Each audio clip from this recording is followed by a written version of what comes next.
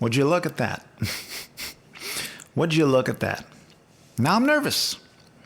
For the first time, I decided to have a theme for what I'm doing, a theme for what I'm going to say, and not just let it be off the cuff, totally. And I'm nervous. I'm nervous for presenting it correctly, I'm nervous for doing this the way I wanna, the way, keep it up to a standard. Whatever. So, I wanted to start with a question. So I will start with a question. And this question is, how do you believe that other people see you? Do you think you know? Do you think you know what you look like to other people? Do you think you do all that you say that you do? How well do you know yourself from the outside, looking in, and not from the inside, what you would like to be? I'm asking these questions because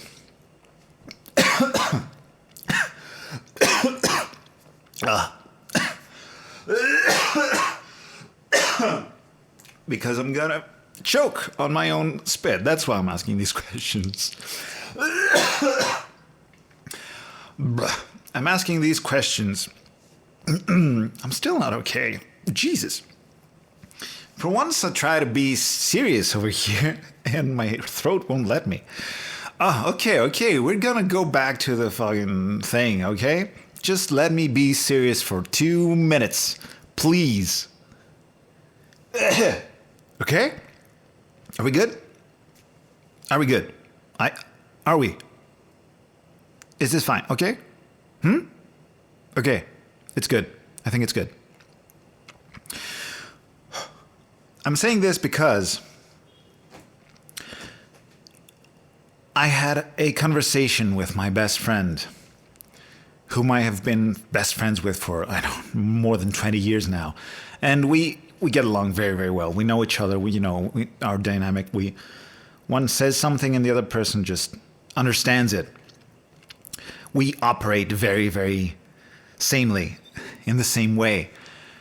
So we were talking about relationships and how I often think that people are one way and I find out that they're not the way I had them in my mind, that I had actually taken one thing off of their personality and centered around this, and I had I kind of obsessed over it, and I had made them into something that they were not, put them on a pedestal and all of that.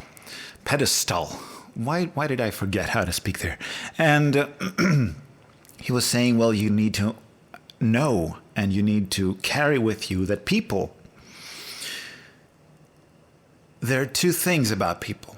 One is what they say they do, and the other is what they actually do. One thing is what they would like to be doing, how they would like to be, how they would like to present themselves, and what they would like to be capable of. And a whole different thing is the reality of what they actually do and actually are like. And that is indeed the root for being able to solve a lot of misunderstandings. Because if you keep that in mind, that, okay, this person told me that. They told me that they will always take other people's opinions into consideration and feelings into consideration and all that. And at some point, you actually interact with them in a situation where they don't have the capacity at all to be compassionate, to be empathetic. And they don't take any feeling into consideration, just at all. And you're like, oh, they lied. They had said this, but they didn't do this. No, it's not exactly a lie, because a lie, yes, it is a lie, of course. I mean, I'm trying to say that there's no malintent behind it. it's not intentional. It's that they would like to be as compassionate as they present, but they're not because they're not, because they don't know themselves as well as they should to be able to make that assessment of how compassionate they are versus how compassionate they would like to be. And that's a very good starting point to start looking at yourself and being like, oh, okay, what do I say about myself, and what is true out of these things? Do I always do what I say I do? Or are there examples of me doing things that I would deem ill-advised, that I wouldn't theoretically go towards, but that I actually seem to be drawn towards impulsively? That's a very big question, and that's a lifestyle. That's a whole, welcome to psychotherapy and psychoanalysis. That's it. Therapy is just that. Figuring out what inside you acts the way you wouldn't like it to act. And yeah, psychotherapy 101. But it's just another way of seeing it that I wasn't accustomed to. You know, that people, you can't always trust people. You need to establish how much you can trust them, because they may appear trustworthy and they may really, really believe what they're saying. They may really feel it, that I am this way. And in the end, through their actions and through the circumstances that arise and the situations that arise, they may prove to be not that. And that is their fault, but it's not bad. It's human. It happens. We all have a different version of ourselves in our head than the one that is actually out there. And that's where the big thing comes in. That's the big bet of life, you know, to actually get yourself out there, just like I'm doing now, and I have been doing with the Livocals. And the reality that you find from other people, to be close to what you had in your head, so that you don't get disappointed with what you actually present versus what you would like to present, or you don't, I don't know, figure out things that you wouldn't like. I have left my hand there. I realize it's taking up space. There are a lot of reasons why someone wouldn't want to see themselves as they really are, but they would prefer an idealized version of themselves. There are a lot of reasons for that. And therapy is actually poking at those reasons and going, why do you react? Why are you here? Why are you bothering me and not letting me show who I really fucking am? I'm sorry about the F-bombs, by the way. I just uploaded the very first episode of the Livocals Lice, and it really starts with an F-bomb. I'm sorry, but in the spirit of actually acting like we feel and presenting who we really are, I curse. I try not to curse too much, but it's in my nature. I'm a cursey boy. I'm sorry about that. I'm not sorry about that. I mean, I understand if it frustrates you, and I'm sorry that it frustrates you, but I'm not going to stop. I will curse from time to time. I don't have cursing in my songs, though. I very rarely, it's to prove a very, very specific point. I use cursing in songs very specifically. I use it in my everyday speech much more sparingly. And not that specifically at fucking all, okay? Yeah. So, that is the main thing for today. That is the food for thought. That is the issue behind the song. It's a song about relationships. And it's a song about what's left. Who are you inside this thing? I think that's what it talks about. The title is Shame. So it's not very clear, because shame can mean a lot of things. I mean, you interpret it the way you want. I just made an interpretation, and or more accurately, I gave you a way to go towards, you know. I gave you a path for your thoughts to tread. Come on now. What am I saying now? And I think it's enough of a path and enough of a tangent and enough of a fucking whatever the fuck. Again, the F-bombs. So, without further ado, I really like Shame. That's the last thing I'm going to say, and then it starts. I really like this song. It's a hit song. It's probably going to be one of the singles of this album, of the Big Talk of Death. It's very, very nice. And check it out yourself. This time, without further ado, here we go. You ready? I'm going to move it. It's coming. 3, 2, 1.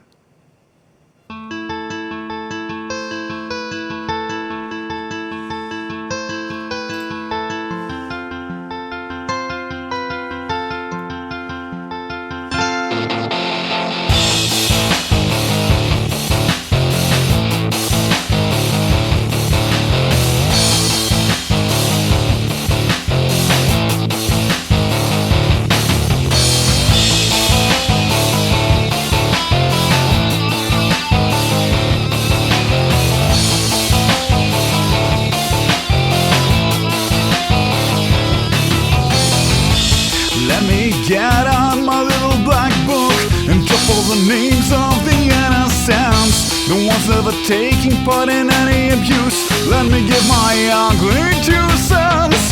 I never ran as well as I wrote. I'm dark and retarded. I always thought way faster than I spoke and treaded broken hearted. What a shame. You bled your heart in vain, ugly vine. Your shell won't smile again. What a shame. You tore your heart in vain, ugly vine. A shall smile never again.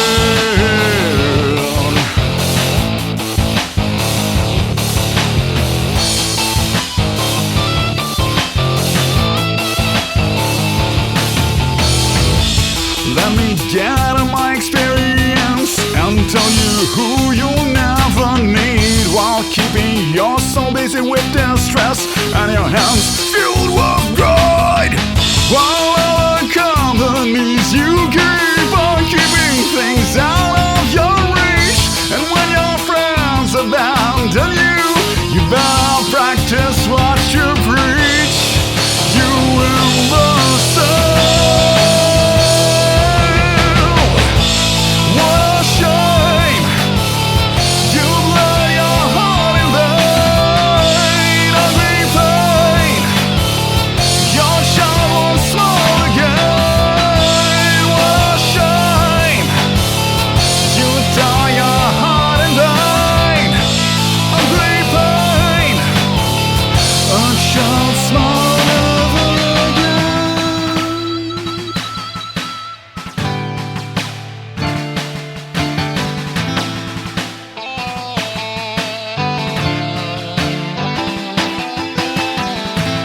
Dance for me, my fate.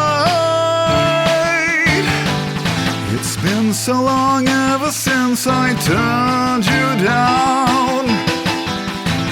It's been awful without you around here, and I've been meaning to say,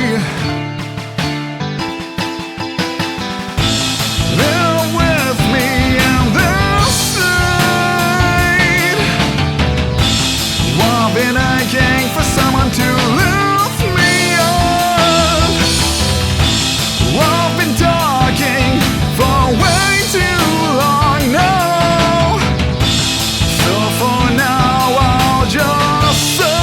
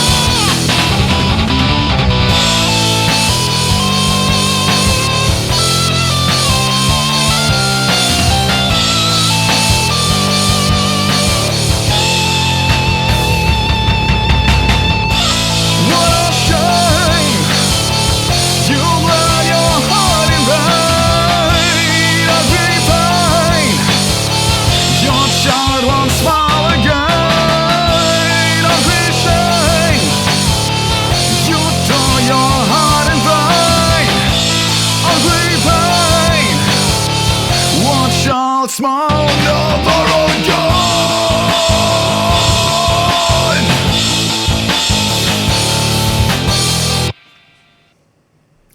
That was a mistake.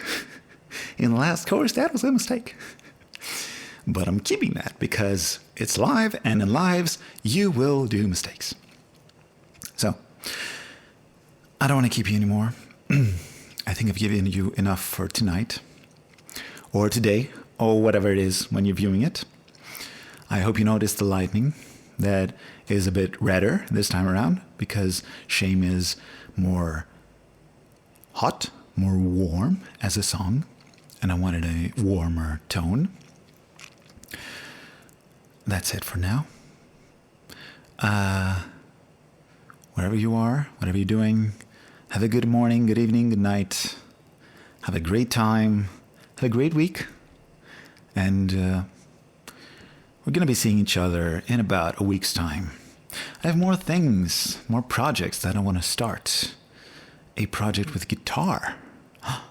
Freestyle guitar, like, what's it called?